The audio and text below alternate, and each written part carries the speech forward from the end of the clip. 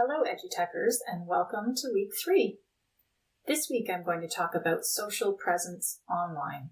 This fits well with the educational technology learning theory we are discussing in the discussion board this week. I also thought this would be a good week to talk about podcasts in the context of online social presence. This week I'm using a podcast type of video and only giving you one image to look at. Although I thought a nice beach scene was appropriate for eye candy in the middle of our Canadian winter, you'll notice that the image doesn't support anything in my podcast. So feel free to close your eyes or listen while you're making dinner, but consider how not having visual changes your learning. Do you feel more in tune with the information or more likely to tune out? Last week I touched on online presence using video software called VideoScribe. I'm sure many of you have seen Dr. Mike Evans' videos on YouTube. If you haven't, I highly recommend checking them out, especially since he's a Toronto-based physician. I especially like the video 23.5 hours that talks about the benefits of exercise. I added his channel as a featured channel to our EdutechHPE YouTube channel if you'd like to check it out further. Dr. Evans uses real-time animations or whiteboarding in his videos. This feature is available in many rapid animation software, including Powtoon, but this type of animation is the basis of VideoScribe. Think about what were the advantages and disadvantages of this type of video animation. I find the main benefits of whiteboarding to be an engaging way to explain complex information, especially information that links to other information or drawings. I find the drawings visually draw you in slowly to the information by thinking, oh, I wonder what that drawing's going to be, and keeping you there long enough to have the auditory words sink in. Then, images are linked to other images, bringing several distinct concepts together into a more complex concept. This software reminds me of Prezi, P-R-E-Z-I, too, which is like a more dynamic PowerPoint.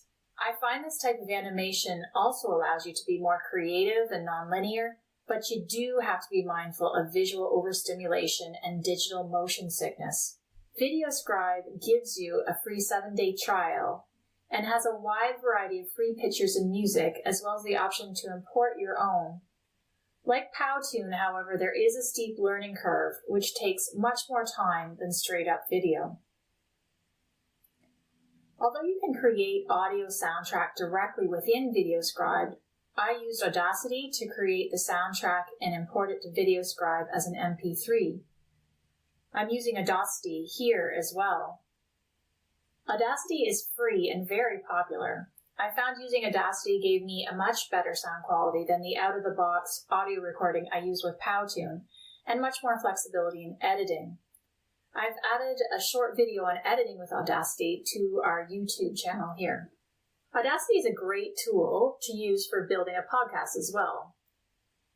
This podcast is built using Audacity for the soundtrack and Animato to display image as background and post it to YouTube. I would not recommend this as a way to post your podcasts, as I'm using visual software to display a purely audio media, but I wanted to post this podcast on our YouTube channel. However, consider as you are watching how easy or how hard it is for you to concentrate on the information being said without visual stimuli. Also, consider the cognitive load theory we were discussing this week. How much harder is it for you to retain information in your working memory without utilizing the visual channel in addition to the auditory channel? Podcasts are great for sharing personal narratives such as stories and experiences or engaging interviews. It allows us to consider how other people think and feel by reflecting on their experiences and developing empathy for others. It may be great for certain healthcare situations where anonymity is preferred and where empathetic listening to others is important, such as discussing mental health or addictions. Podcasts are easy to use, portable, and may be ideal in situations where the learner can't engage in visual information, such as if they're driving or for learners who are visually impaired. However, learning is typically passive and solitary with no social presence or feedback from peers or teachers. If the information isn't engaging, relevant, and well prepared, listeners will quickly disengage or skip material. Consider your favorite radio shows. What makes them engaging? Would this podcast that I'm creating here be more interesting if I had other interviews or sound clips included? Podcasts are typically longer than videos. However, it's still suggested that podcasts be kept to under 15 minutes for learner retention.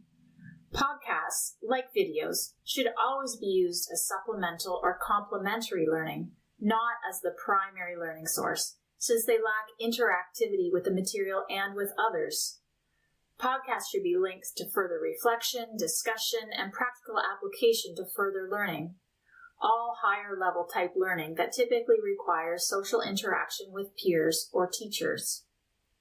This brings us full circle to the idea of social presence online. Take a moment to consider the most meaningful face-to-face learning experiences you've had. Did they involve other people such as learners, teachers, or patients and caregivers?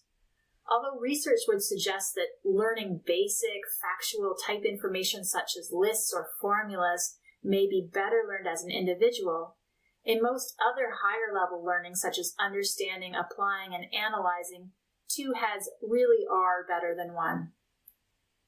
This may relate to cognitive load, that more brains together can manipulate more variables. Perhaps it is bringing a real-world context to information that is best understood through multiple lenses. Perhaps learning with others allows us to share meaningful stories, which engages us more personally and is anthropologically how humans have always learned. In any case, when using technology-enhanced learning, it's important to consider how to integrate social presence into your learning, as well as how learners' and teachers' social presence may be altered by the online environment. So, if social presence online is so important, how do we successfully integrate it into technology-enhanced learning? Here are some points to consider. Number 1, use of video.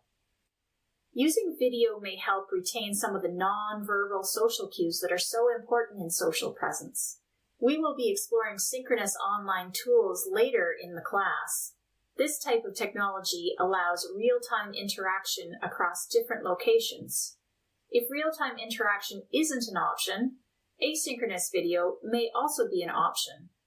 If video is not an option, consider the importance of large self-photographs, preferably full body, or use of avatars. Even avatars can help with a connection to other learners and self-expression of learners. Number 2, social profiles. Understanding learners' backgrounds and hobbies outside of the course can help interactivity, especially as an icebreaker. When people are more engaged with each other, they are more likely to learn better together and feel more comfortable sharing personal experiences and deeper learning. Number 3, netiquette. Online etiquette needs to be much more explicit than in a face-to-face environment. We have all learned over the many years how to interact in a socially respectful way in the classroom. However, what does this look like in an online environment? Be sure to set out rules at the beginning of any interaction online and be very explicit. This may include how learners will enter and exit a synchronous online environment if they need to answer a call or go to the washroom. It may also be how learners are expected to write in an online environment when they don't agree with what someone else is expressing. Creating these rules together as a class may also be a good icebreaker, as well as a way to introduce how interaction online is different than face-to-face interaction. Number 4, online interaction takes longer. Don't expect learners to share deeply and interact as quickly as they would in a face-to-face environment. Online interaction is more like a barge versus a speedboat in face-to-face interaction. Number 5, timely facilitation and feedback. Both are even more important and more difficult in an online environment. In an asynchronous environment, learners may lose interest if they are not provided with meaningful feedback and facilitation frequently. We've all likely been on discussion boards that we have lost interest in quickly if other people are not engaging regularly. Also, consider the importance of co-facilitation, especially in the synchronous environment where there is the added complexity of facilitating the content as well as the technology. To conclude, as the video "This Will Revolutionize Education" suggests, the role of the teacher can never be replaced by technology, since technology alone cannot replace social learning. The goal of the teacher is to provide the social process of learning and scaffolding of new information on top of old ideas. They also provide guided feedback and accountability for the learners. To quote Benjamin Franklin long before the advent of online learning, "Tell me, and I forget. Teach me, and I remember. Involve me, and I learn." This reminds me of how technology-enhanced learning has evolved over time. Tell me is like a podcast or a video, a one-way transmission of information. Teach me is like an interactive module that provides feedback to the learner on their performance. And Involve me is like an interactive course that incorporates social online presence into the learning. Well, that's it for this week. See you next week, where we will be exploring screen recording.